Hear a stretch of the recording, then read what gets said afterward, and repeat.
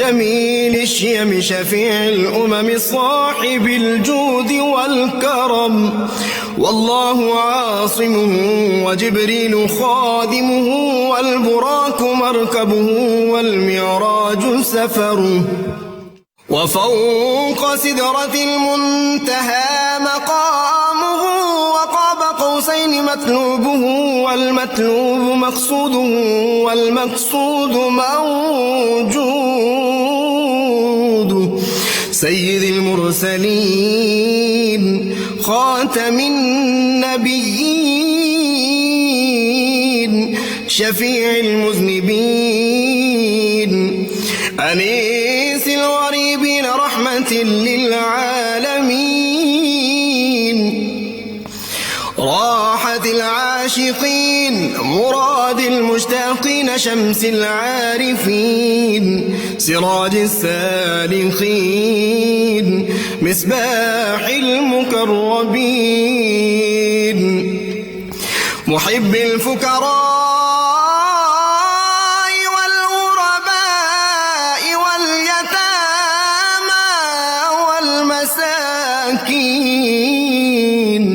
سيد الثقلين نبي الحرمين إمام القبلتين وسيلتنا في الدارين صاحب قاب قوسين محبوب رب المشرقين ورب المغربين جد الحسن والحسين مولانا ومولى الثقلين سيدنا أبي القاسم محمد بن عبد الله نور من نور الله يا أيها المشتاقون بنور جماله بلغ العلا بكماله كشف الدجى بجماله حصلت جميع خصاله صلوا عليه وآله وأصحابه وسلموا تسليما صل على سيدنا ومولانا محمد وعلى سيدنا الحمدللہ رب العالمین والصلاة والسلام علی سید الانبیاء والمرسلین اللہم صلی علی سیدنا و مولانا محمد وعلی آلہ واصحابہ وبارک وسلم وصلی علیہ. دنیا کے تمام دیکھنے والوں، تمام چاہنے والوں کو، تمام پیار کرنے والوں کو، اور جہاں جہاں تک اس وقت میری آواز کو سنا اور مجھے دیکھا جا رہا ہے، جنید اقبال کی جانب سے انتہائی محبت کے ساتھ السلام علیکم. ایک بار پھر ناظرین، آپ کو پر نور صبح میں صبح نور کے ساتھ میں دل کی گہرائیوں سے خوش آمدید کہتا ہوں. اور آئیے بلا توقف چلتے ہیں حضرت ابو انیس محمد برکت علی علیہ رحمہ کی تالیف اسماء النبی کریم صلی اللہ علیہ وآلہ وسلم سے رسول اللہ صلی اللہ علیہ وآلہ وسلم کا ایک اسم مبارک پڑھنے اور سننے کی سعادت حاصل کرتے ہیں. سیدنا الرداء صلی اللہ علیہ وآلہ وسلم، ہمارے سردار، اللہ پر راضی رہنے والے. درود و سلام بھیجے اللہ آپ صلی اللہ علیہ وآلہ وسلم پر، آپ صلی اللہ علیہ وآلہ وسلم کے آل پاک پر اور صحابہ کرام رضوان اللہ تعالیٰ علیہم اجمعین پر.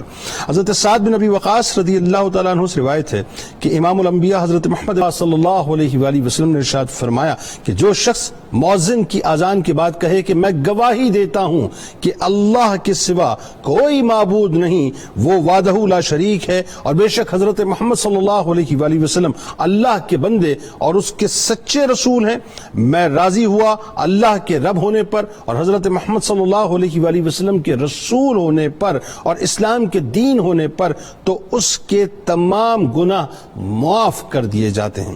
ناظرین کرام، آج آپ نے ہمارے ساتھ رہنا ہے کیونکہ آج تذکرہ پاک ایک ایسے نبی کا ہے، ایک ایسی ممتاز ہستی کا ہے، ایک ایسی یوں سمجھ لیجئے کہ انبیاء کرام کی کہکشاں میں انتہائی حسین اور خوبصورت سے ستارے کا ناظرین کہ جن کا تذکرہ باغ میں سمجھتا ہوں کہ دنیا میں بھی ہمارے لیے توشہ ہوگا اور آخرت میں بھی انشاءاللہ توشہ ہوگا. حضرت زکریا علیہ السلام کا تذکرہ پاک ہے جن کی بارگاہ میں انشاءاللہ ہم اور آپ مل کر ہدیہ تہنیت پیش کریں گے. بیت المقدس کی بھی بات آئے گی، مسجد اقصی کی بھی بات آئے گی. ناظرین آج جو یہودی بستے ہیں وہاں پر ان کی بھی بات آئے گی، اور اس وقت جو یہودیوں کا کام تھا وہ تذکرہ بھی آئے گا. بہت کچھ آج انشاءاللہ آپ کو سننے کو سمجھنے کو ملے گا.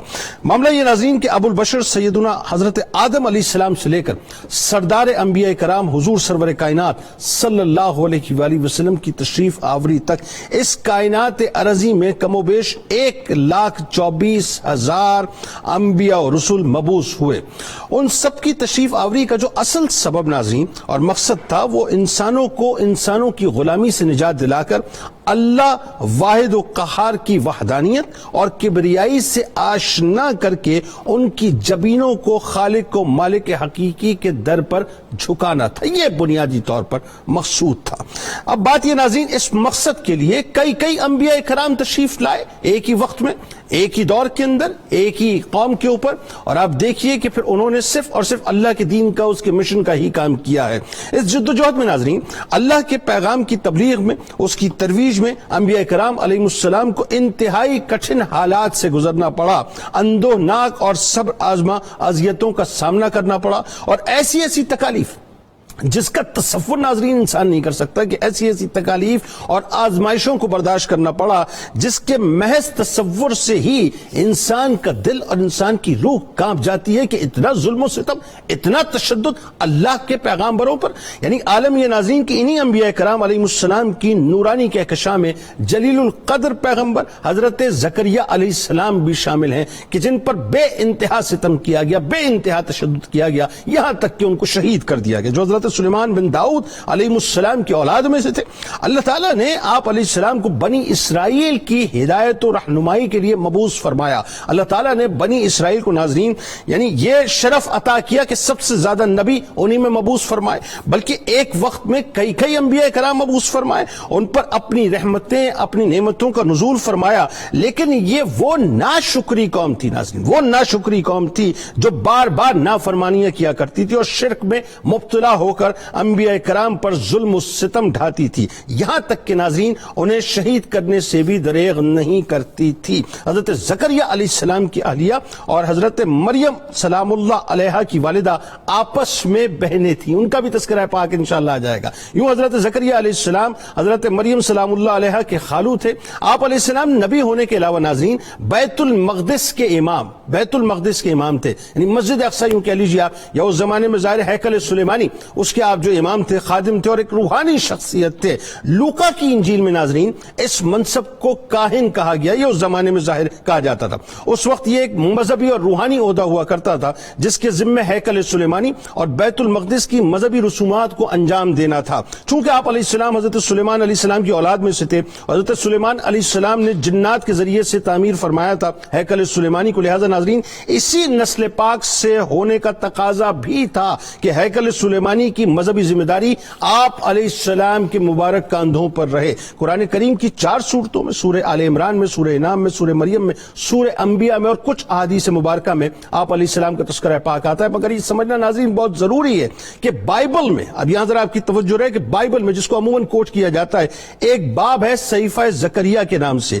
یہ وہ زکریا نہیں ہے جن کا ذکر قرآن پاک میں ہے. تورات والے زکریا کی ولادت حضرت عیسیٰ علیہ السلام کی ولادت سے 500 برس قبل ہوئی تھی، جبکہ قرآن پاک میں جن زکریا علیہ السلام کا ذکر ہے وہ حضرت عیسیٰ علیہ السلام کی والدہ حضرت مریم سلام اللہ علیہا کے مربی اور حضرت یحییٰ علیہ السلام کے والد ماجد ہیں، جن کو بنی اسرائیل جیسی سخت دل ظالم اور قوم نے انتہائی بے دردی کے ساتھ شہید کر دیا. دنیا میں ناظرین جتنے بھی انبیاء کرام علیہ السلام مبعوث ہوئے انہوں نے معاش کے لیے کسی نہ کسی پیشے کو ضرور اختیار کیا. یہاں پہ بڑی توجہ طلب بات ہے، اور خاص طور پہ جو میرے کارپینٹرز ہیں، میرے بھائی جو بڑے ہیں، وہ ذرا توجہ رکھیں اس بات کے اوپر، کیونکہ آج ان کو بڑی ایک تقویت ملے گی کہ کوئی شعبہ حقیر نہیں ہوتا، ہیچ نہیں ہوتا. انسان کی سوچ اور انسان کا جو نظریہ ہوتا ہے وہ بنیادی طور پہ حقیر اور ہیچ ہوتا ہے. تو وہ ناظرین ہوتا یہ تھا کہ ظاہر انبیاء کرام اپنے جو ہے وہ اپنا ذریعہ معاش کے لیے مختلف شعبے اختیار کرتے تھے اور اپنی محنت سے، یعنی اپنے ہاتھوں سے محنت کر کے روزی کمایا کرتے تھے. معاملہ یہ تھا کہ کبھی بھی کسی سے دین کے بدلے میں کوئی اجرت طلب نہیں کرتے تھے. حضرت زکریا علیہ السلام کا جو شعبہ تھا ناظرین وہ ایکچولی بڑھئی تھے. یعنی آپ یہ کہیے کہ دور جدید میں اگر میں اس کو میں ورڈ آپ کو اپروپریٹ اگر ورڈ دوں تو کارپینٹر تھے. یعنی آج جو ہمارے بڑھئی بھائی ہیں یا کارپینٹر حضرات ہیں وہ اس شعبے پہ تفاخر محسوس کریں, فخر محسوس کریں, کیونکہ یہ شعبہ حضرت زکریا علیہ السلام کا شعبہ ہے. آج انہی کی بارگاہ میں انشاءاللہ ہم تذکرہ پاک بھی ان کا کریں گے اور ان کی بارگاہ میں ہدیہ تہنیت بھی پیش کریں گے اور ان کے غلاموں کے رجسٹر میں اپنا نام آپ بھی لکھوائیں گے انشاءاللہ اور ہم بھی مل کے لکھوائیں گے. ہمارے ساتھ 3 شخصیات موجود ہیں, یقیناً کسی تعارف کی محتاج نہیں. پہلی شخصیت ممتاز عالم دین جناب علامہ محمد احمد برکاتی صاحب, دوسری شخصیت ممتاز عالم دین جناب ڈاکٹر سید حامد فاروق بخاری صاحب, اور تیسری شخصیت ممتاز عالم دین جناب ڈاکٹر غلام محی الدین صاحب. آپ تینوں کو میں خوش آمدید کہتا ہوں. السلام علیکم. آغاز آپ سے کرتے ہیں. حضرت زکریا علیہ السلام کیا جلیل القدر پیغمبر, اور پھر بات یہ کہ آپ کی شہادت, تو سب سے پہلے حضرت زکریا علیہ السلام کا تعارف جو کہ مختلف ہمیں صورتوں میں نظر آتا ہے اس سے آغاز کی. بسم اللہ الرحمن الرحیم. انبیاء کرام علیہ السلام کا ذکر کرنا جو ہے یہ یقیناً انسان کے لیے سب سے زیادہ باعث خیر و برکت ہوتا ہے, اور اس کے اندر اللہ تعالیٰ کی بے پناہ عنایات ہیں, اور یہ قرآن پاک کا بھی اندازِ بیان ہے کہ انبیاء کرام علیہ السلام کے نام پر قرآن پاک میں مختلف صورتیں اللہ تعالیٰ نے نازل فرمائی. سبحان. تو یہاں پر آج جس ہستی کا ہم ذکر خیر کر رہے ہیں حضرت سیدنا زکریا علیہ السلام, آپ بنی اسرائیل کے اولو العزم انبیاء کرام علیہ السلام میں سے تھے جن کے اوپر بہت زیادہ آزمائشیں آئیں.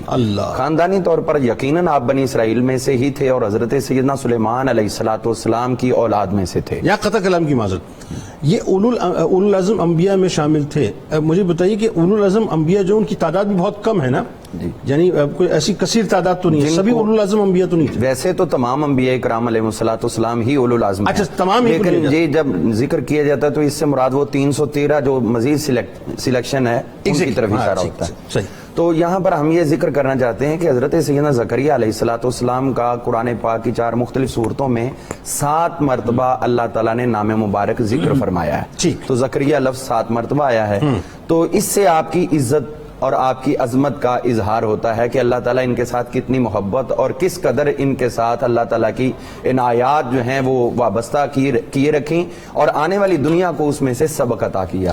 اور قرآن مجید فرقان حمید کے اندر جہاں پر بھی جو واقعہ ہے اس کی 2 جہتیں ہوا کرتی ہیں. ایک تو ان کا تعارف اور ان کے حالات زندگی کی طرف اشارہ کرنا ہوتا ہے, اور دوسرا قیامت تک آنے والے لوگوں کو جو قرآن پڑھتے ہیں ان کو سبق دینا بھی مطلوب و مقصود ہوتا ہے. تو یہ ہمارے لیے بھی آپ کے اس واقعے کے اندر بلکہ حالات زندگی کے اندر بہت سے اسباق ہیں. ہم دیکھتے ہیں کہ آپ کی جو عمر مبارک تھی, جس وقت آپ کا مشہور واقعہ اولاد کا, اس وقت 90 پلس میں تھے آپ, بعض نے 92 اور بعض نے 94 لکھی ہے. ٹھیک ہے. تو آپ کی ٹوٹل عمر جو ہے وہ 100 سال سے کافی زیادہ ہوئی.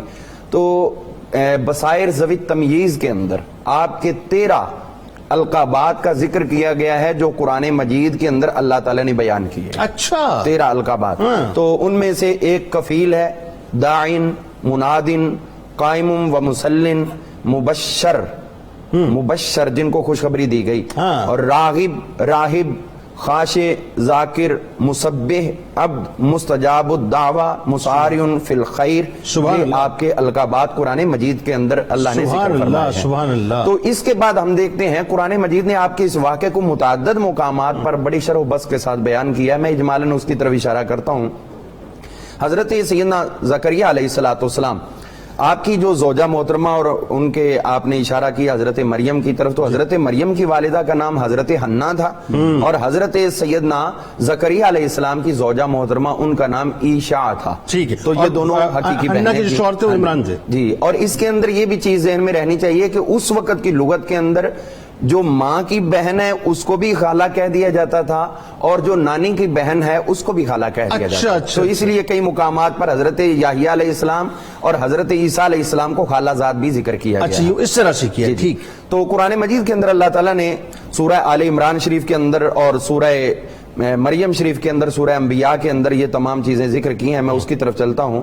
اللہ تعالیٰ فرمایا کلما دخل علیہا زکریا المحراب وجد عندہا رزقا.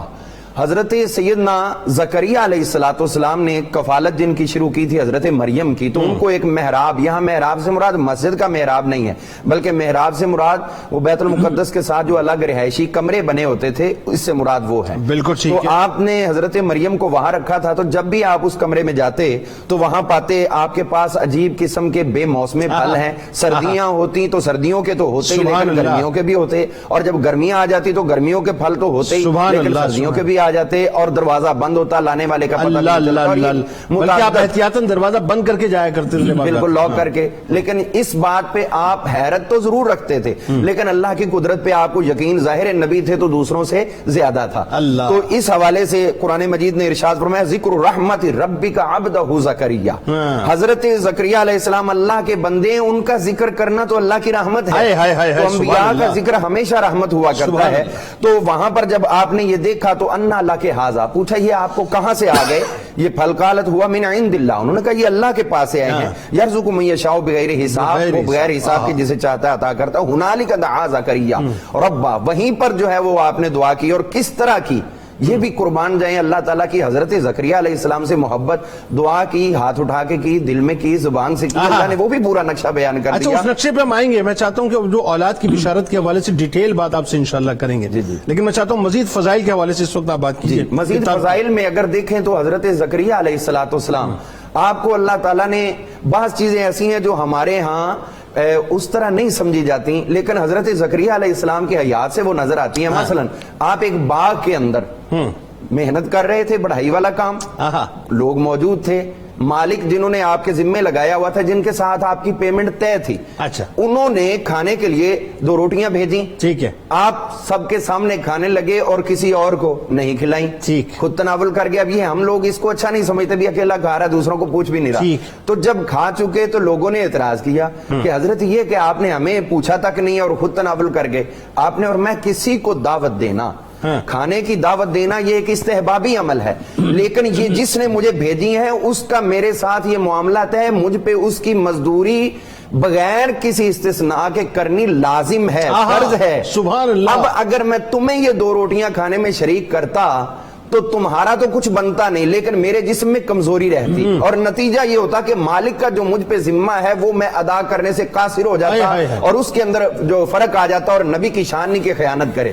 لہٰذا میں نے جو کھائی ہیں وہ صرف اور صرف اس لیے خود تناول کی ہیں تاکہ میرے جسم میں قوت رہے، اور جو مالک کے ساتھ پوری ایمانداری کے ساتھ اپنے وقت کے اندر محنت کرنا لکھا ہے میں اس کے اندر کسی قسم کا فرق۔ اچھا، یہ بالکل ایک نیا نظریہ میں نے آج پہلی مرتبہ سنا، ویسے آپ سے کیا کمال بات ہے کہ یہاں پہ جو ہے یہاں مالک کا جو مطلب یوں کہہ لیجیے کہ ڈیوٹی ہے وہ اس انداز سے پوری کرنی ہے، خیانت نہیں ہونی چاہیے۔ بالکل۔ بات آگے بڑھاتے ہیں ڈاکٹر صاحب، بنی اسرائیل پر اللہ تبارک و تعالیٰ کی نعمتوں کا نزول ظاہر ہوا اور ایک ہی وقت میں کئی انبیاء کرام علیہ السلام بنی اسرائیل میں تشریف لائے۔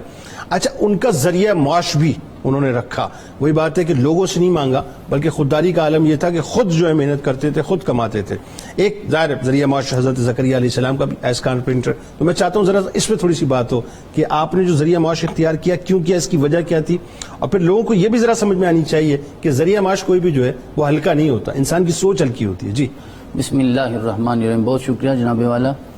گزارش یہ ہے کہ جب ہم قرآن عزیز کا مطالعہ کرتے ہیں تو یہ سارا قرآن بنیادی طور پہ تو میرے آقا کے قلب اطہر پہ نازل ہوا ہے، تو اس میں شان تو جگہ جگہ مجھے میرے آقا صلی اللہ علیہ وسلم کی نظر آنی چاہیے، لیکن کبھی حضرت موسیٰ کا ذکر ہے، کبھی حضرت ابراہیم کا ذکر ہے، کبھی حضرت زکریا کا ذکر ہے، کبھی حضرت ادریس کا ہے، کبھی حضرت اسماعیل کا ہے، اور کبھی حضرت عیسیٰ کا ہے، کبھی حضرت یحییٰ کا ہے۔ یہ ذکر ہمیں کیوں ملتے ہیں؟ اس لیے ہمیں ملتے ہیں، آپ دیکھیے جس طرح برکاتی صاحب نے فرمایا 7 مرتبہ حضرت زکریا کا نام آیا، اور جب ہم رسول اللہ صلی اللہ علیہ وسلم کا نام دیکھتے ہیں تو وہ 4 مرتبہ آیا۔ آپ کا نام 4 مرتبہ، ان کا 7 مرتبہ، کسی کا 10 مرتبہ، کسی کا 20 مرتبہ، حضرت موسیٰ کا تو اتنی بار آیا ہے نا، تو یہ نام اتنے آئے لیکن رسول اللہ کا نام 4 مرتبہ آیا گنتی میں، جن کے قلب اثر پہ نازل ہو رہا ہے ان کا نام کم آ رہا ہے۔ تو اب یوں لگتا یہ ہے کہ جیسے اس میں ظاہری طور پہ میرے رسول کا ذکر نہیں ہے، دیگر انبیاء کا ذکر ہے، حالانکہ قرآن تو آپ کے لیے نازل ہوا۔ تو اس میں اشارہ یہ ہے کہ دیکھو کہ جو امام الانبیاء ہیں، جو تاجدار ختم نبوت ہیں، جو امام المرسلین ہیں، ان کا ذکر تو بعد کی بات ہے. جو آپ کے غلام نبی ہیں اگر ان کی اتنی شان ہے اور اللہ جا بجا ان کا ذکر کر رہا ہے, اور اگر رسول اللہ کا ذکر یوں کھول دیا جاتا, حضرت یوسف علیہ السلام کے ذکر پہ پوری سورت نازل ہو گئی. آپ صلی اللہ علیہ وسلم کے ذکر پہ سورہ محمد آئی, وہ صرف 4 رکوع پہ ہے. یہ اتنی لمبی سورت ہے جس میں حضرت یوسف کا سارا قصہ بیان ہو, جوانی کا ذکر ہوا, پاک بازی بیان ہوئی ہے, راست بازی بیان ہوئی ہے, آپ کا حسن بیان ہوا. گویا میرا رب اشارہ یہ کرنا چاہتا ہے کہ قرآن عزیز میں نے پہلے انبیاء کا ذکر کر کے تمہیں یہ سمجھایا ہے, اگر یوسف اتنے حسین ہیں تو خود اندازہ کر لو کہ محمد رسول اللہ صلی اللہ علیہ وسلم کے حسن کا عالم کیا ہوگا. اگر زکریا کی یہ راست بازی ہے, یہ کردار ہے, تو ذرا اندازہ کرو محمد رسول اللہ صلی اللہ علیہ وسلم کیسے صادق اور امین ہوں سبحان اللہ. قطع کلام کی معذرت, جی. یہ وہی موقع ہے نا جہاں پر حضرت خبیب رضی اللہ تعالیٰ عنہ, اگر میں غلط نہیں ہوں, یا مطلب حضرت یا کسی اور صحابی نے جب سرکار علیہ السلام سے یہ عرض کیا تھا رسول اللہ بہت تشدد بڑھ چکا ہے, تو سرکار علیہ السلام نے حضرت زکریا علیہ السلام کی مثال دے کے بتایا تھا کہ پچھلی امتوں میں آروں سے چیرا گیا. بالکل ہے. ہاں, میرے آقا صلی اللہ علیہ وسلم نے یہی ارشاد فرمایا. تو گزارش صرف اتنی سی ہے کہ دیکھیے, جب ہم تذکرہ حضرت آدم کا پڑھتے ہیں تو بنیادی طور پہ آپ کی شان سمجھنا تو اپنی جگہ, لیکن یہ اشارہ ہے اگر ان کی اتنی شان ہے تو پھر محمد رسول اللہ کی شان کیا. حضرت زکریا ہوں, حضرت یحییٰ ہوں, جو آپ نے بنیادی سوال کیا وہ ہے ذریعہ معاش کے حوالے سے. قرآن کریم میں رزق حلال کے اعتبار سے ہمیں 2 رہنمائی ملتی. ایک تو بنیادی طور پہ مومنین کو کہا گیا یا ایھا الذین آمنوا کلوا من طیبات ما رزقناکم, کہ تم اپنے پاکیزہ رزق میں سے کھاؤ, کیونکہ پاکیزہ شامل ہوگا تو پھر تم مستجاب الدعوات بھی بن جاؤ گے. پھر جہاں بھی کھڑے ہوگے جس کے توسل سے بھی دعا مانگو گے تو میرا رب فوراً پوری کر دیتا ہے. اور انبیاء کو بطور خاص ارشاد فرمایا, اور وہ ہماری رہنمائی کے لیے یا ایھا الرسل کلوا من الطیبات واعملوا صالحا. تو اب انبیاء کو دنیا کے کھانے پینے کی کوئی حاجت نہیں ہوتی. میرے آقا نے ارشاد فرمایا تھا ابھی تو عند ربی وہو یطعمنی ویسقینی, میں تو ہر رات وہاں گزارتا ہوں, مجھے کھلاتا بھی ہے, مجھے پلاتا بھی ہے. آپ نماز میں آپ نے ہاتھ اٹھایا تو آپ نے کہا جنت کے انگوروں کے خوشے تک میرا ہاتھ پہنچ گیا, میں انگور اتارنے لگا تھا. انہیں دنیا کے کھانے پینے کی حاجت نہیں, لیکن اپنی امت کی رہنمائی کے لیے ہر نبی نے ہر زمانے میں حلال ذریعہ معاش اختیار کر کے یہ بتایا. جو آپ نے بھی جملہ بولا کہ کوئی بھی ذریعہ معاش جو ہے وہ ہلکا نہیں ہوتا, آپ اسے نیچ نہ سمجھیے. بنیادی طور پہ جو چیز نیچ ہوتی ہے نا وہ حرام کھانا ہے. انسان حرام کھائے اور اس پہ اپنے آپ کو بڑا باکردار سمجھنے کی کوشش کرے, اور حلال کی طرف جانے میں انسان یہ سمجھے کہ شاید میری عزت کم ہو جائے گی, تو ایسا نہیں ہے. حضرت زکریا علیہ السلام کے حوالے سے مسند احمد کی روایت ہے کہ میرے آقا ارشاد فرماتے تھے کہ وہ نجار تھے, وہ بڑھئی تھے, خود محنت کرتے تھے, کماتے تھے. حالانکہ انبیاء کو ظاہری طور پہ دنیا کے کھانے کی اس طرح حاجت نہیں ہوتی, میرا رب اپنی جناب سے عطا فرماتا ہے. لیکن حضرت زکریا علیہ السلام نے اپنی قوم کے لیے. اب ہم انبیاء کے ذریعہ معاش کی تاریخ کا مطالعہ کریں تو سب سے پہلے جو نبی دنیا میں تشریف لائے حضرت آدم علیہ السلام, ان کے حوالے سے مفسرین یہ لکھتے ہیں کہ حضرت آدم علیہ السلام جو ہیں وہ جنت کے پودوں کے بیج لے کر آئے تھے, اور آپ نے بیج لگائے, اور سب سے پہلے آپ نے آٹا پیس کر روٹی بنائی ہے اور ستر پوشی کے لیے لباس بنایا ہے. حضرت نوح علیہ السلام جو لکڑی کے ساتھ کشتیاں بنایا کرتے تھے, حضرت ہود اور حضرت صالح تجارت کیا کرتے تھے, حضرت شعیب جو بکریاں, اونٹ اور گائے چرایا کرتے تھے, حضرت موسیٰ جب ان کی دامادی میں گئے تو حق مہر کے طور پہ آپ کو بکریاں چرانا پڑی ہیں. تو یہ کلیم اللہ. حضرت داؤد علیہ السلام لوہا آپ کے جو ہے ہاتھ میں نرم ہو جاتا تھا, بنایا کرتے تھے. حضرت سلیمان علیہ السلام بادشاہ نبی ہیں, لیکن جب وقت ملتا تو آپ پنکھے اور زنبیلیں بناتے, ویسے سفر میں رہتے. اور میرے آقا صلی اللہ علیہ وسلم نے بھی بکریاں چرائی. مزاربت پہ ام المومنین کے ساتھ مشارکت پہ پہلے صحابہ کے ساتھ صرف ایک جملہ یہ عرض کروں گا. حضرت عبداللہ بن ابی الحمصہ یہ رسول اللہ کے صحابی ہیں, اور یہ اعلان نبوت سے پہلے کا واقعہ. آپ صلی اللہ علیہ وسلم کے ساتھ کوئی معاملہ طے پا گیا, تجارت کی قصبے معاش میں جائیے, لیکن اصول یہ ہے کہ میرے آقا کے ساتھ رستے میں جا رہے تھے تو کہنے لگے آپ یہاں ٹھہریے, میں ابھی آتا ہوں. 3 دن نہیں آئے, 3 دن کے بعد آئے تو آقا وہیں تشریف فرما تھے. تو آپ نے فرمایا آپ نے مجھے بہت زحمت دی ہے, لیکن اگر میں وعدہ پورا نہیں کروں گا تو پھر وعدہ افاق کرنے کا درس کائنات کو کون دے گا. یہ صحابی رسول تھے, صحابی رسول بعد میں یعنی کلمہ پڑھا. یہ کلیرٹی اس لیے بھی اچھی ہو گئی, ورنہ لوگ عموماً یہ واقعہ عبداللہ ابن ابی کے حوالے سے کوٹ کرتے ہیں. عبداللہ بن ابی الحمصہ, اور اس پہ سرکار علیہ السلام نے جب وہ ایمان لائے تھے سرکار علیہ السلام نے یہ بھی پوچھا تھا کیا تم نے مجھے پہچانا. جی وہ عبداللہ بن الصائب ہیں, وہ صاحب ہیں, ان کے ساتھ. ہاں بالکل ٹھیک. اچھا جی ڈاکٹر صاحب تھوڑا سا آگے بڑھتے ہیں. اخلاق حسنہ حضرت زکریا علیہ السلام کے, دیکھیں ذریعہ معاش تو ظاہر آ گیا, کہ اب آپ سوچئے کہ دنیا میں کم از کم یہ بات تو ہمیں سمجھ میں آ جانی چاہیے، اور خاص طور پہ جو ینگ جنریشن ہے، میرا خیال ہے یہ بڑا کیٹیگوریکل پیغام کیا ہے کہ ہمارے یہاں ہوتا یہ کہ ہم یہ سوچتے ہیں کہ جی بہت بڑی جاب ملے گی تو ہم جاب کریں گے. نہیں، کام کوئی بھی چھوٹا بڑا نہیں ہوتا، انسان کی سوچ چھوٹی بڑی ہوتی ہے. اچھا اب آئیے ذرا اخلاق حسنہ پہ. حضرت جناب زکریا علیہ السلام قرآن مجید کی 18 آیات میں آپ کا ذکر خیر ملتا ہے، اس میں آپ کے حوالے سے گفتگو ہے. خاص طور پہ یہ جو آپ کو کہا گیا کہ وَكَفَّلَهَا زکریا، آپ کے اخلاق حسنہ میں کہ حضرت بی بی پاک مریم سلام اللہ علیہا کی کفالت آپ نے کی. حضرت مریم سلام اللہ علیہا کے والد گرامی حضرت عمران وہ پہلے رخصت ہو چکے تھے، وصال کر گئے تھے، تو آپ نے دیکھا کہ ایک یتیم بیٹی ہے تو آپ نے پرورش کی. یہ پہلا اخلاق ہے اخلاق حسنہ میں سے کہ کسی یتیم بچی کی پرورش کرنا. نبی پاک صلی اللہ مان نہیں رہتے بیت المقدس کے لوگ، تو قرآن نکلی اور آپ کی قلم جو ہے وہ پانی کی مخالف سمت میں گئی 3 مرتبہ قرآن، اور تینوں مرتبہ، اور آپ کی خواہش بھی تھی کہ اس بچی کی خالہ جو ہے وہ میرے گھر میں ہے تو میرے لیے آسانی بھی رہے گی، اور خواہش کر کے اللہ کریم نے اس خواہش کی تکمیل کی اور آپ نے پرورش کی. اور حضور علیہ الصلوۃ والسلام نے فرمایا انا وکافل الیتیم کہاتان فی الجنہ، حضور نے فرمایا میں اور یتیم کی پرورش کرنے والا، اس کی نگہداشت کرنے والا جنت میں اس طرح ہوں گے جیسے میری یہ 2 انگلیاں قریب ہیں. یعنی اتنا اہم ہے. قرآن مجید میں بھی ہے کہ ولا تقربوا مال الیتیم، یتیم کے مال کے قریب نہیں آنا.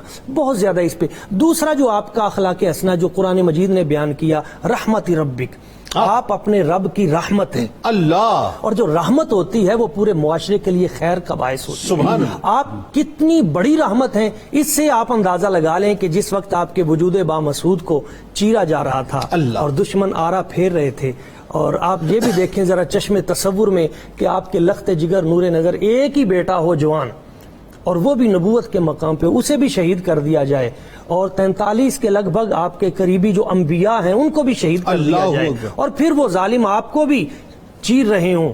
اس کیفیت میں جب آپ سے کہا جائے کہ آپ ان لوگوں کے لیے بد دعا کریں تاکہ یہ صفحہ ہستی سے مٹ جائیں، تو آپ نے اس لمحے میں، اس تکلیف کے لمحے میں فرمایا میں ان کے لیے بد دعا نہیں کروں گا، ہو سکتا ہے ان کی نسل سے اللہ تعالیٰ ایمان والے پیدا کرے. یعنی یہ ایگزیکٹلی وہ سملیرٹی، وہی طائف والا، وہی سفر طائف والا، جاء ملک الجبال جاء ملک المطر، جب بارش کا فرشتہ آتا ہے، جب پہاڑوں کا فرشتہ حاضر خدمت ہوتا ہے، حضور ہمیں حکم دیں ہم ان پہاڑوں کو اس طرح ملا کے اس قوم کو پیس کے رکھ دیں، ہم ان پہ آگ برسا دیں، ہم ان کو تہس نہس کر دیں. میرے آقا کریم صلی اللہ علیہ وسلم حضور کی رحمت للعالمین ہی دیکھیے، اللہ کریم نے فرمایا حبیب جو آپ کہیں گے ویسے ہو جائے گا، بتائیے.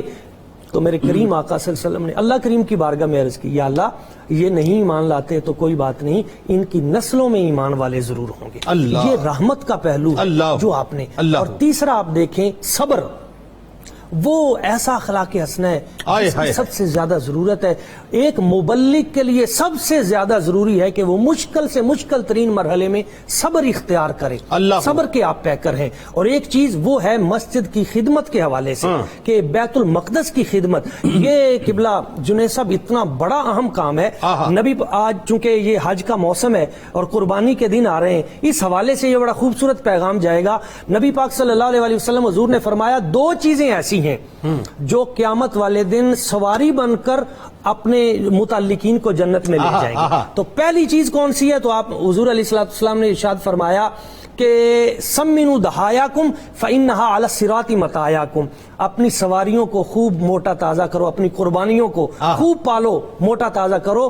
کیوں؟ اس لیے کہ قیامت والے دن پل صراط پر یہ تمہاری سواری ہوگی اور تمہیں اپنے اوپر بٹھا کر جنت میں لے جائیں گے. اور دوسرا حضور نے فرمایا جس شخص نے کسی بستی میں مسجد بنائی، تعاون کیا، اینٹ لگائی، نماز پڑھی، شامل ہوئے، اس میں تعاون کیا، حضور علیہ السلام نے فرمایا قیامت والے دن وہ مسجد کشتی کی صورت میں پل صراط پہ کھڑی ہو جائے گی اور اپنے تمام متعلقین کو اس مسجد میں، وہ مسجد کشتی میں جو بٹھا کر وہ کشتی میں وہ پل صراط پار کر کے جنت میں جائے گی اور وہ کشتی جنت کا حصہ بن جائے گی. سبحان اللہ. اس سے آپ اندازہ لگائیں کہ یہ کتنا بڑا کام ہے جو آپ کرتے تھے. ٹھیک ہے، اس پہ گفتگو کرتے ہیں ڈاکٹر صاحب، اور ظاہر اگلے اسپیل میں اس پہ بہت سی باتیں مجھے اور بھی کرنی ہے، کیونکہ جو آپ کا صبر ہے بنیادی طور پہ، اس کو ضرب المثل کی صورت میں، جیسے میں نے عرض کیا کہ سرکار علیہ السلام نے پیش کیا۔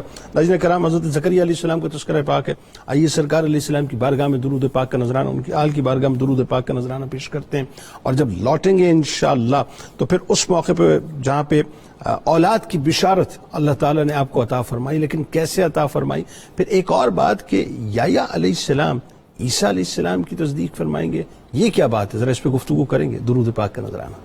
اللهم صل على سيدنا ومولانا محمد وعلى سيدنا علي وسيدتنا فاطمة وسيدتنا زينب وسيدنا حسن وسيدنا حسين وعلى آله وصحبه وبارك وسلم عشق محمد مذهبي وحبه ملتي وطاعته منزلي عشق محمد مذهبي وحبه ملتي وطاعته منزلي اللهم صل على سيدنا ومولانا محمد وعلى سيدنا علي وسيدتنا فاطمة وسيدتنا زينب وسيدنا حسن وسيدنا حسين وعلى آله وصحبه وبارك وسلم علي وسيدتنا فاطمة وسيدتنا زينب وسيدنا حسن۔ ایک بار پھر ناظرین میں آپ کو خوش آمدید کہتا ہوں۔ حضرت زکریا علیہ السلام کا تذکرہ پاک ہے۔ اب ذہن میں رہے ناظرین کہ آپ تھوڑا سا اپنے آپ کو تصور میں لے کے چلیے ذرا اس مقام پہ کہ جہاں بیت المقدس میں مسجد اقصی آباد ہے اور مسجد اقصی کی بالائی منزل ہے، اس بالائی منزل پہ حضرت مریم سلام اللہ علیہ عبادت کر رہی ہیں ایک محراب میں، اور اس مسجد کی امامت جو ہے وہ آپ کے خالو حضرت زکریا علیہ السلام کے پاس ہے۔ ٹھیک ہے، یہاں تک کلیئرٹی آ گئی ناظرین۔ اب یہ ذہن میں رکھیں کہ حضرت زکریا علیہ السلام کی عمر مبارک ہے، میں تھوڑا سا آپ کو ریکال کروا رہا ہوں کیونکہ جب سوال کی طرف جاؤں تو آپ ذرا بہت ہی توجہ کے ساتھ اس سوال کو جواب کو سنیں کہ حضرت زکریا علیہ السلام کم و بیش 95 برس کے ہو چکے، بڑھاپا شدید ہو چکا ہے، اولاد نہیں ہے۔ یہاں مریم علیہ السلام اللہ علیہ کی کفالت آپ فرما رہے ہیں۔ اب یہاں کیا ہوتا ہے کہ جس کی وجہ سے حضرت زکریا علیہ السلام ایک بار پھر اولاد کی چاہت کرتے ہیں اور پھر اللہ کی بارگاہ میں دعا کرتے ہیں؟ جی علامہ صاحب بتائیے۔ جی میں عرض کر رہا تھا کہ حضرت سیدنا زکریا علیہ السلام کے حالات جو ہیں بشارت کی صورت میں، تو آپ کے حالات اپنے جد امجد حضرت سیدنا ابراہیم خلیل اللہ علیہ السلام سے بھی کافی ملتے جلتے ہیں۔ تو اس حوالے سے اگر دیکھیں تو ان کو بھی بڑھاپے میں دعا التجا کے بعد اللہ نے بیٹا عطا کیا، اور ان کو بھی اسی عمر میں تقریباً جا کر اللہ تعالیٰ نے بیٹا عطا کیا، اور ان کو بھی جو دیا وہ بھی نبی، اور ان کو جو دیے وہ بھی نبی، پھر ان کو جو دیے ان کی شہادت اپنے ہاتھوں سے کرنے کا حکم، لیکن یہ قربانی کے ایام ہے تو پوری کائنات کے لیے اللہ کی وہ رحمت بن گئی، لیکن ان کے بیٹے کو اللہ تعالیٰ نے شہادت بھی دی اور خود ان کو بھی اللہ تعالیٰ نے شہادت عطا فرمائی۔ تو ہم دیکھتے ہیں جہاں تک حضرت سیدنا زکریا علیہ السلام کی حیات طیبہ کے اندر اس چیز کا تسلسل ہے کہ آپ کو جو اللہ تعالیٰ نے بشارت دی۔ یہاں پر میں توجہ چاہوں گا اپنے ناظرین کی کہ کچھ ہمارے احباب جو ہیں وہ بڑے عجیب انداز میں اس واقعے کو بیان کرتے ہیں، تو واقعے کو اسی سیکوینس میں دیکھنا چاہیے جس میں اللہ تعالیٰ نے عطا کیا۔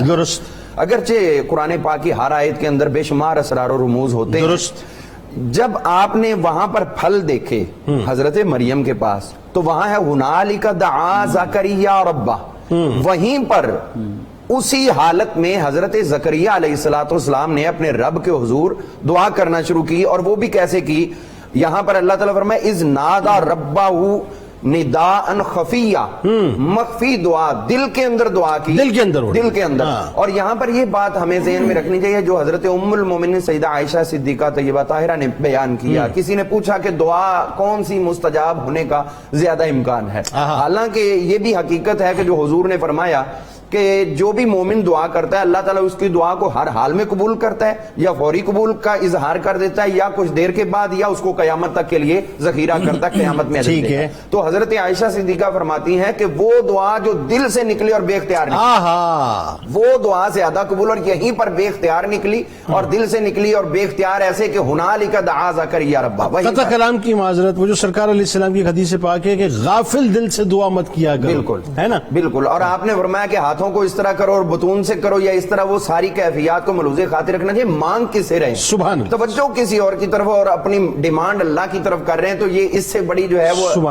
اللہ تعالیٰ کی عنایات پہ منہ موڑنے والی بات۔ اچھا، بیت المقدس ہے، بیت المقدس میں مسجد اقصیٰ ہے، مسجد اقصیٰ میں بالائی منزل ہے، حضرت مریم سلام اللہ علیہا جو ہے عبادت میں میو ہیں، اور وہاں پہ بن موسم کے پھل جو ہیں وہ نظر آتے ہیں۔ اب دعا کا سلسلے کا آغاز۔ اب آپ نے جیسے ہی دعا کی تو اس کے بعد یہ ہوا کہ حضرت سیدنا جبریل امین علیہ السلام، ایک روایت کے مطابق حسین نوجوان کی صورت میں، ایک اور روایت کے مطابق 2 اور فرشتے، وہ فوری طور پر آپ کی خدمت میں حاضر ہوئے، اور آ کر جب انہوں نے التجا کی، یا اللہ ربی انی وہن العزم منی واشتعل الرأس شیئا ولم اکن بدعائک ربی شقیا، اگرچہ میرا بڑھاپا آ گیا ہے، میرا جسم کمزور ہو گیا، لیکن میں تجھ سے دعا مانگنا چھوڑ تو نہیں سکتا، میری کیفیت جو بھی ہو ہر حال میں آخر تک آپ سے ہی مانگوں گا۔ سبحان آپ بزرگان دین کے پاس جاتے ہیں تو دعا اللہ ہوتی ہے، لیکن ساتھ میں توسل اس بزرگ کا کرتے ہیں تاکہ اللہ تعالیٰ ہماری کیفیت کو نہیں تو ان بزرگوں کی نیکیوں کی وجہ سے خوش ہو کر ہمارے اوپر جو ہے وہ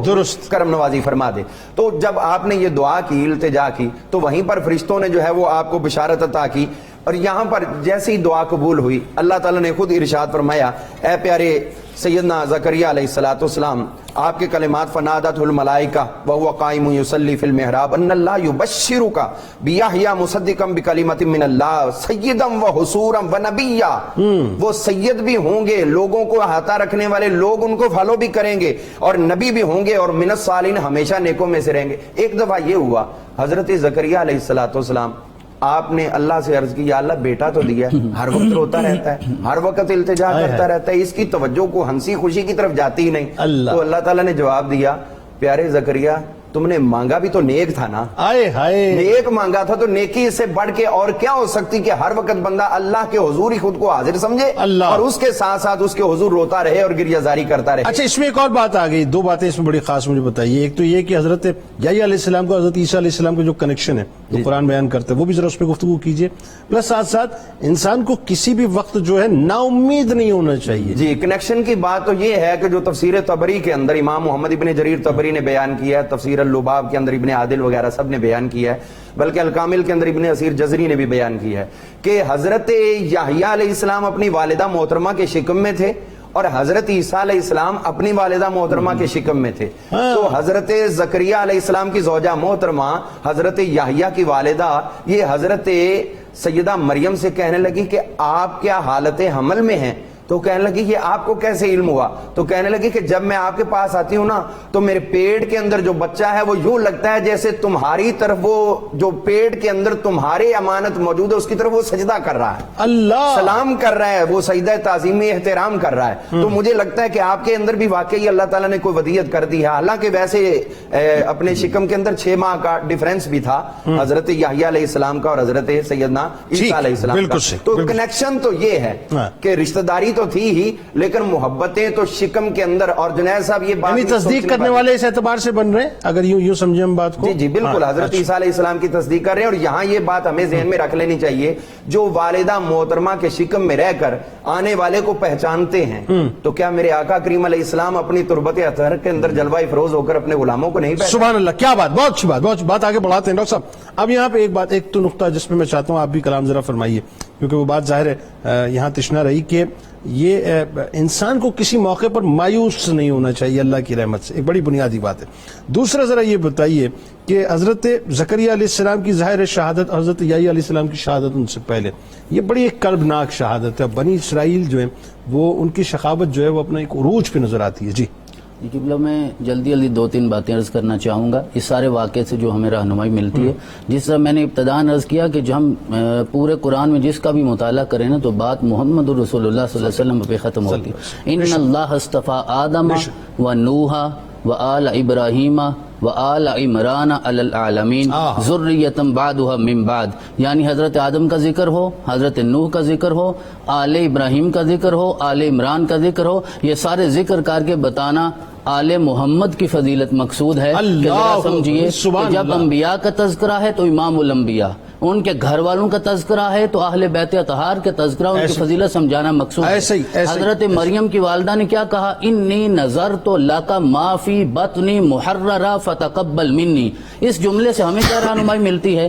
آج اگر اللہ اولاد عطا فرمائے نا تو کسی اولاد میں سے کسی بیٹے کو یا بیٹی کو اللہ کے دین کے لیے وقف بھی کر دینا چاہیے. ہمارے ہاں ابھی ماں کے پیٹ میں بچہ ہوتا ہے تو ہم کیا سوچتے ہیں جنید بھائی یہ ڈاکٹر بنے گا، یہ انجینئر بنے گا، یہ سائنسدان بنے گا. بھی بنانے میں کوئی حرج نہیں، لیکن پہلے اللہ کے دین کا عالم بھی تو بنائیے نا، مصطفیٰ کریم کا غلام بھی تو بنائیے نا. آج کے دور میں وہ لوگ موجود ہیں کہ جو اپنی اولاد کے سرہانے کھڑے ہو کے کہتے ہیں، آج کے دور میں مصطفیٰ کے غلاموں کی بات کر رہا ہوں، جو کہتے ہیں اگر یہ اللہ کے دین کی خدمت کرے گا تو قبول ہے، نہیں کرے گا تو اللہ واپس لے لے. لہذا ہمیں بھی یہ سوچنا ہے کہ اپنی اولاد کے لیے یہ نظر ماننا کہ اللہ کی راہ میں وقف کروں گا، پھر میرا رب کتنی برکتیں عطا فرماتا ہے. پھر اس کے بطن سے میرا رب عیسیٰ عطا فرماتا ہے، جو کلمت اللہ ہے، جو روح اللہ، اس سے بڑا اور کیا انعام ہو سکتا ہے. دوسری چیز وقف علیہ زکریا، کہ حضرت زکریا نے کفالت کی. 27 لوگ وہاں موجود تھے جو کفالت کرنا چاہتے تھے. حضرت زکریا کا نام بار بار نکلتا تھا. قرآن حضرت زکریا کا نام 3 بار بلکہ 10 بار ایسا ہوا آپ کا نام. اس کا مطلب یہ ہے اللہ کی منشا یہ تھی کہ حضرت مریم کے کفیل حضرت زکریا بنے. یہ جملہ عرض کرنا چاہتا ہوں کہ اگر حضرت مریم کا کفیل اللہ کی منشا سے مقرر ہوتا ہے تو مصطفیٰ کریم کے کفیل حضرت ابو طالب بھی اللہ کی منشا سے مقرر ہوئے. لہذا یہ شان ہمیں ان آیات میں سمجھنی چاہیے. ہنالک دعا زکریا ربہ، جو حضرت نے ارشاد فرمایا کہ آپ نے اس توسل سے دعا کی ہے. انبیاء تو براہ راست اللہ کی جناب سے مانگتے ہیں، لیکن انبیاء کی زندگی رہنمائی یہ کرتی ہے کہ حضرت زکریا نے حضرت مریم کے ڈیرے پہ کھڑے ہو کے، جو خود نبی نہیں ہیں، نبی کی ماں ہیں، وہاں دعا کی ہے. اللہ نے دعا قبول بھی کی، بیٹا یحییٰ کی صورت میں عطا فرمایا. اگر حضرت عیسیٰ کی والدہ محترمہ کے توسل سے دعا مانگی جائے میرا رب عطا فرماتا ہے، تو اگر حضرت امام حسین کی ماں کے توسل سے دعا مانگی جائے تو میرا رب کیوں نہیں عطا فرمائے؟ لہذا ہمیں مایوس نہیں ہونا جو آپ نے کہا ہے، کیونکہ اولاد کے لیے 2 ہی چیزیں ہوتی ہیں، مرد جوان ہو اور عورت بھی صحت مند ہو. یہاں حضرت زکریا کہتے ہیں وقد بلغنی الکبر وامراتی عاقر، میں تو بوڑھا ہو گیا ہوں اور میری عورت بھی بھانج ہو گئی. اللہ نے پھر عطا فرما کے کہا تو کہنے لگے یہ کیسے ہو گیا کہ میری تو صحت ہی ایسی نہیں ہے نہ میری بیوی کی. کہا وقد خلقتک من قبل لم تک شیئا، میں نے تمہیں سے پہلے پیدا نہیں کیا، تو بھی تو کچھ نہیں تھا. تو وہی ہے جو عدم سے وجود عطا فرماتا ہے. ڈاکٹر صاحب ایک اور بات بڑی خاص، یہ لفظ ہم کہہ تو دیتے ہیں اور یہ لفظ اگر اس کو ایک لمحے رک کر موجودہ معاشرے پہ رکھ کے سوچیں، عورت کے لیے سب سے بڑا تانا یہ ہوتا ہے مرد کے نزدیک، مطلب جو ہے یا یہ کہہ لیجیے معاشرے میں جو سب سے بڑا تانا عورت کے لیے وہ کیا ہے کہ اگر عورت کو یہ کہہ دیا جائے یہ بانجھ ہے، اس کا مطلب اب یہ بچہ پیدا نہیں کر سکتی، اب اس میں یہ استطاعت ہے ہی نہیں، طاقت ہی نہیں ہے. وہاں بانجھ تھی، یہاں بڑھاپا تھا، اور کمال یہ پھر بھی اللہ تعالیٰ اپنی رحمتوں کو نزول کر رہا ہے. اس کا مطلب یہ کہ جو صاحب اولاد نہیں ہیں ان کو اللہ کی رحمتوں سے مایوس نہیں ہونا چاہیے. بالکل مایوس. اور اس واقعے میں تو ساری میڈیکل سائنس فیل ہو گئی ہے.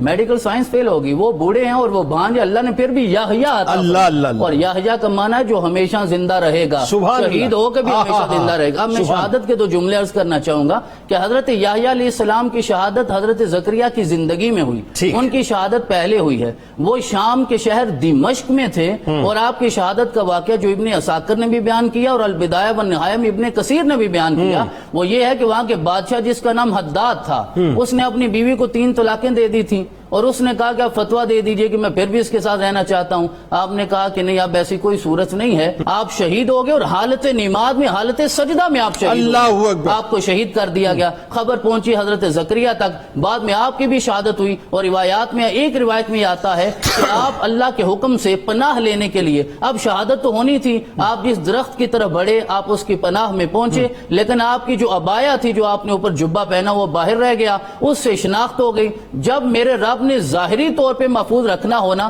تو عیسیٰ کی طرح بر رفعہ اللہ الیہ. اب قرآن نے حضرت عیسیٰ کے بارے میں کہا کہ وہ شہید نہیں ہوئے، انہیں اٹھا لیا گیا، زندہ اٹھا لیا گیا ہے. لہذا قرآن کی نص قطعی سے آپ کا زندہ اٹھانا ثابت ہے. ہم آج کے کسی دانشور کی بات نہیں سمجھیں گے، حضرت عیسیٰ کو زندہ اٹھایا گیا ہے، لیکن ان کی شہادت بہرحال ہوئی اور آپ کے جبے سے آپ کی پہچان ہوئی اور اس درخت کو کاٹا گیا اور آپ بھی درمیان میں تقسیم ہو گئے اور بنی اسرائیل پہ پھر اللہ کی کہ آج تک پھر دوبارہ انہیں رحمتیں یہ نصیب. مطلب میں اس جملے کو وہی کہہ رہا ہوں نا کہ چونکہ وقت کم ہوتا ہے، ہم روا روی میں ظاہر بیان کر کے نکل جاتے ہیں، لیکن اگر آپ کی شہادت کے منظر کو انسان سے لمحے کے لیے تصور کرے کہ جس پیڑ کو آپ نے یہ سعادت دی تھی کہ اس پیڑ نے آپ کو کارڈن آف کیا تھا. بات یہ جب آپ کو آرے سے چیرا گیا، جب اس پیڑ کو آرے سے چیرا گیا اور آپ کے جسم اتھر کو چیرا گیا، اس تکلیف کو ہم بیان نہیں کر سکتے. وہی بات، اس کی مثال دے کے سرکار علیہ السلام نے امتیوں کو سمجھایا اور پھر سرکار علیہ السلام پہ جو تکالیف آئیں وہ اس سے بدرجہ اولا جو ہے وہ زیادہ تھی.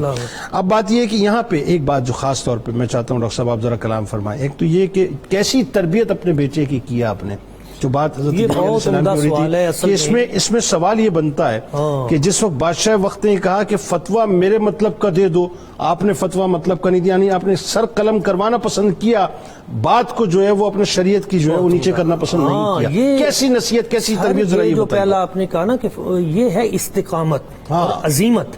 کچھ اصحاب رخصت ہوتے ہیں، کچھ اصحاب عزیمت ہوتے ہیں، اور انبیاء تو اصحاب عزیمت ہی ہوتے ہیں. اور ایک یہ بھی بات یاد رکھیے گا کہ جب بڑا مرشد یا استاد وہ عزیمت کی بجائے رخصت کا رستہ اپنا لے گا تو اس کے آگے جو مرید اور شاگرد ہیں وہ مکروہات میں داخل ہو جائیں. بالکل ٹھیک. اور اگر استاد اور مرشد وہ مکروہات کا رستہ اپنا لے گا تو اس کے شاگرد حرام میں داخل ہو جائیں گے. اور اگر بڑا جو ہے معاشرے کا اگر وہ حرام کا رستہ اپنا لے گا تو اس کے ماننے والے وہ کفر میں داخل ہو جائیں گے. تو انبیاء سے بڑھ کر پھر عزیمت کس نے، ان کا تو مقصد ہی یہ ہوتا ہے. تو دوسرا جو آپ نے تربیت اولاد کے حوالے سے بات کی، اسلام کا یہ حسن ہے کہ یہاں تربیت بچے کی ولادت سے پہلے شروع ہو جاتی ہے. ابھی بیٹے کی ولادت نہیں ہوئی اور آپ دعا کر رہے ہیں ربی حب لی من لدنکا ذریۃ طیبہ، یا اللہ مجھے ذریت طیب یعنی نیک صالح اولاد عطا فرما. اب دیکھیں یہ چیز بڑی یہ اس کی مانگ ہے، اور اس کا بڑا فائدہ ہے کہ بچے کی ولادت سے پہلے صرف اولاد نہ مانگے بلکہ صالح اولاد مانگے. اور دوسرا یہ ہے وجعلوا ربی ردیہ، یا اللہ اولاد وہ دے جس پہ تو راضی رہے. اللہ تو رب کی رضا بھی مانگی. اچھا ایک یہ خوبصورت ہمارے لوگوں کے لیے یہ بات ہے کہ جب رب کی رضا آپ مانگیں گے نا اللہ کریم خوش ہوگا. تو اللہ کریم فرماتا ہے وبرم بوالدی، وہ بچہ وہ حضرت یحییٰ علیہ السلام وہ اپنے والدین کے فرما بردار بنے.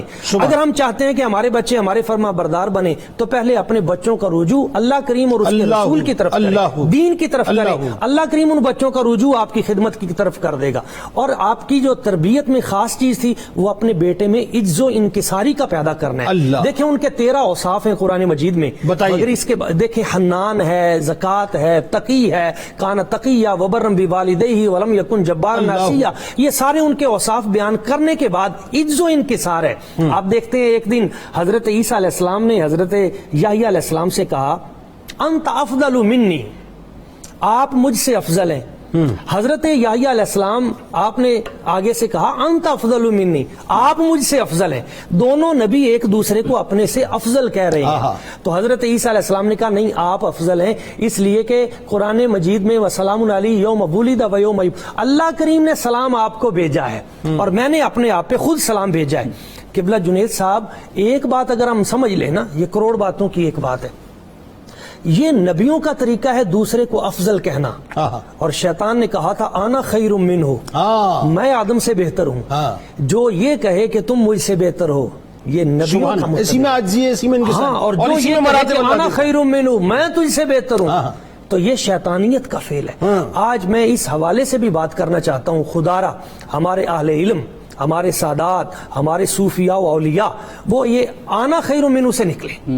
وہ آپس میں جب فضائل کے معاملے میں میں تجھ سے بہتر ہوں، تو مجھ سے بہتر نہیں ہے، جب یہ جنگ جو ہے نا اس نے امت کو توڑ کے رکھ دیا. انبیاء کے ہاں، اہل بیت اطہار کے ہاں، اصحاب کبار کے ہاں یہ بات نہیں ہے. ان کے اخلاق حسنہ سیکھیں کہ دوسرے کو عزت دیں، احترام دیں، محبت کریں، پیار کریں، اور اصل جو چیز ہے وہ ہے فکر آخرت. مجھے کسی صوفی کے جملے یاد آتے ہیں کہ انہوں نے کہا کہ دعاؤں میں ایک دعا یہ شامل کرو کہ یا اللہ مجھے اپنی نظروں میں ہیج کر دے اور خلق کی نظروں میں ممتاز. بڑا خوبصورت واقعہ. حضرت پیر امام علی شاہ صاحب سلسلہ نقشبندیہ، حضرت میاں شیر ربانی، میاں شیر مصعب شرق پوری آپ کے دادا مرشد ہیں. آپ کی زبان سے کبھی لفظ میں نکلا ہی نہیں. اللہ تو مشہور ہو گیا کہ یہ میں نہیں نکالتے. تو کسی نے جا کے نا شرارت کرنے کے لیے جا کے کہا حضور وہ اللہ تعالیٰ نے جب شیطان سے کہا کہ تم سجدہ کیوں نہیں کرتے تو آگے کیا بات کی تھی شیطان نے؟ شیطان تو آگے کہا تھا آنا خیر منہ. تو حضور یہ آنا کا معنی کیا ہے؟ اب اس کے ذہن میں تھا کہ وہ کہیں گے کہ میں، آنا کا معنی میں، تو میں کہوں گا میں تو نکل گئی. ٹھیک. تو آپ بھی سمجھدار تھے، آپ نے فرمایا نماز پڑھتے ہیں، عصر کی بعد میں بات کرتے ہیں. تو جب نماز عصر کے بعد آپ نے سلام پھیرا تو آپ نے فرمایا وہ شیطان والا مسئلہ کس نے پوچھا تھا؟ اس نے کہا جی میں نے پوچھا تھا. آپ نے فرمایا اس نے بھی یہی کہا تھا. تو یہ جو میں ہے نا، پھلاں دا تو عطر بنا، عطراں دا پھر کڑ دریا، دریا وچ پھر رج کے نہا، مچھلیاں وانگوں تاریاں لا، پھر بھی تیری بو نہیں مکنی، پہلے اپنی میں مکا. بہت شکریہ آپ تینوں احباب کا، آپ تشریف لائے اور اللہ تعالیٰ اس ذکر پاک کو اپنی بارگاہ میں قبول فرمائے. کتاب الشفا کی جانب چلتے ہیں.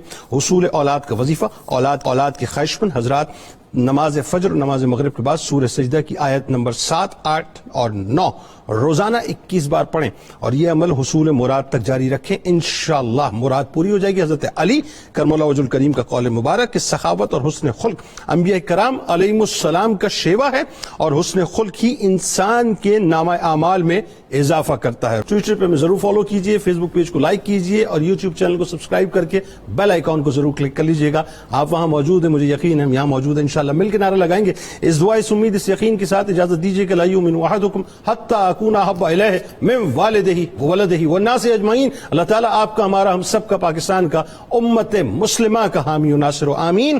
پاکستان کا مطلب کیا؟ لا الہ الا اللہ محمد رسول اللہ صلی اللہ علیہ وآلہ وسلم.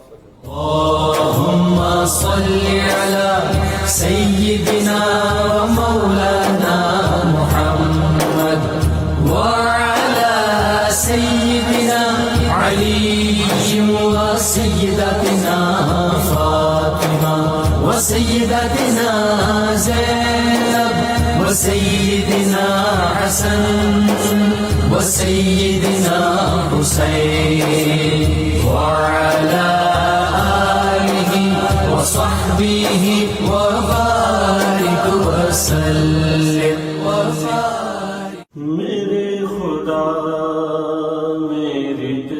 سیدنا امام محمد تقی علیہ السلام کا قول مبارک ہے مومن کے نامہ اعمال کا عنوان اس کے اچھے اخلاق ہیں. مجھے بھی آ